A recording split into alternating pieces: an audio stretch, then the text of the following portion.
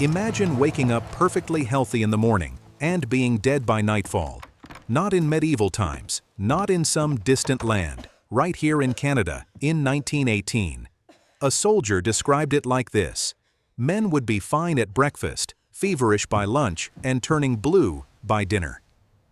Their skin literally changing color as their lungs drowned from the inside.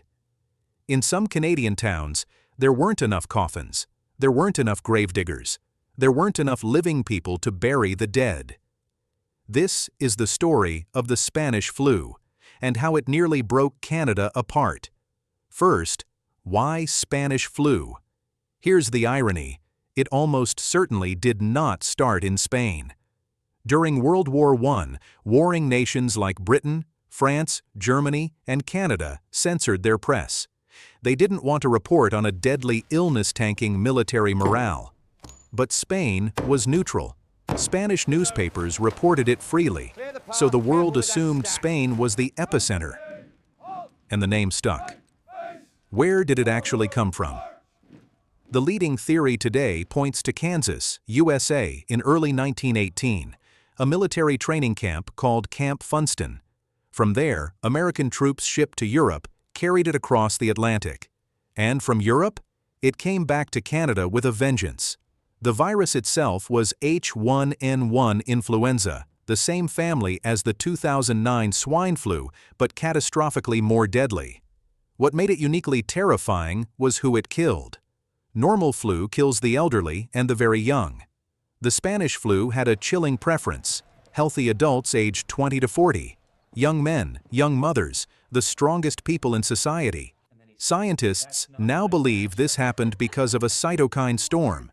The stronger your immune system, the more violently it overreacted to the virus, essentially destroying your own lungs in the process. Canada experienced 3 distinct waves of the pandemic, and each one had its own personality. The first wave arrived in spring 1918, relatively mild. Many Canadians barely noticed it. That was the cruel trick. It lulled everyone into a false sense of security. The second wave, autumn 1918, was the monster. It exploded across Canada in September and October, arriving at ports like Quebec City and Halifax on returning troop ships. Soldiers who had survived 4 years of trench warfare were dying on the boat ride home. It moved fast, terrifyingly fast.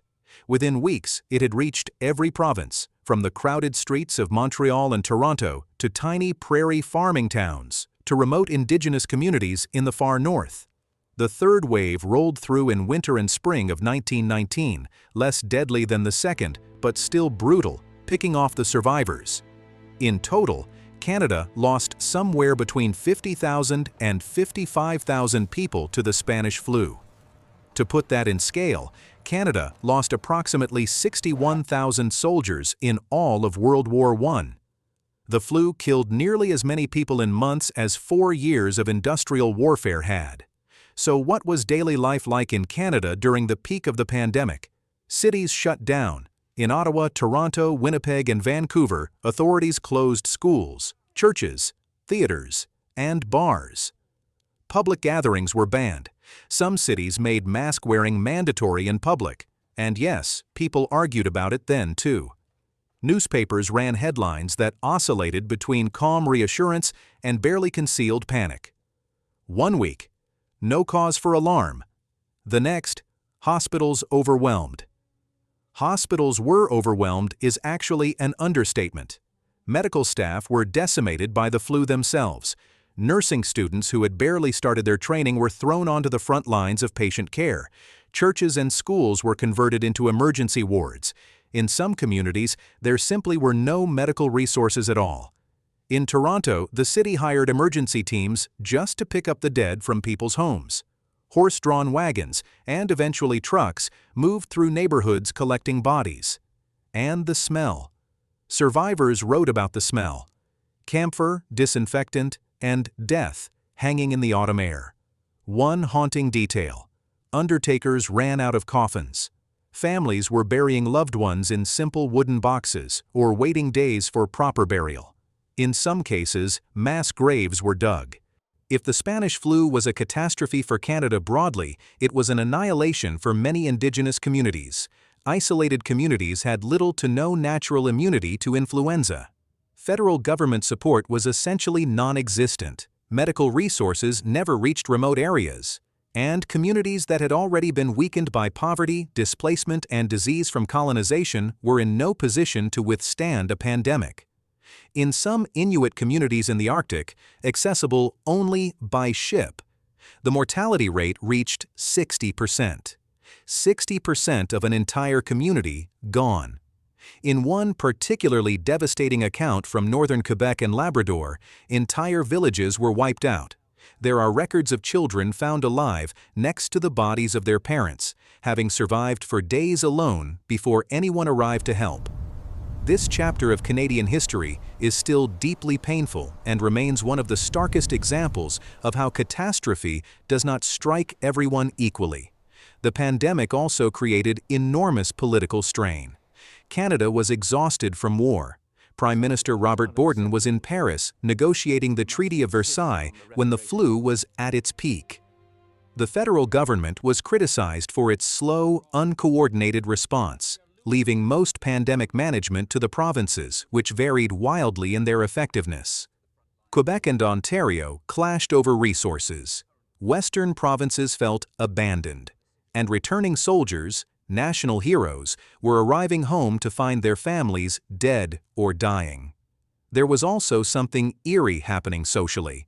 People stopped shaking hands. They avoided strangers. They crossed the street if someone coughed. Trust collapsed.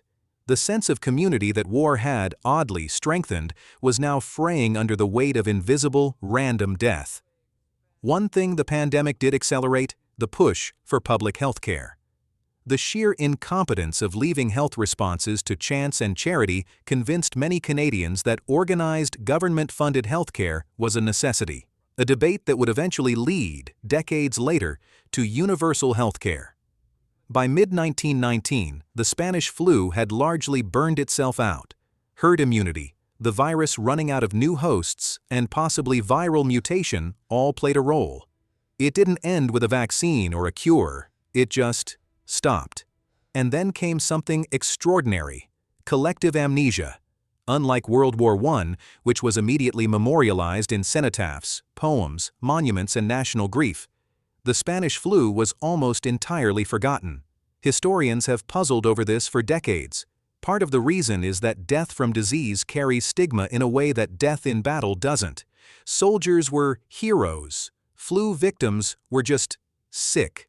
There was no glory in it, no narrative of sacrifice. Part of it is also trauma suppression. Survivors wanted to move on. Parents who lost children, spouses who lost partners. They buried the grief and never spoke of it again. Entire family histories have blank years where 1918 should be. It took the COVID-19 pandemic of 2020 to jolt historians, journalists, and ordinary Canadians into rediscovering this forgotten catastrophe.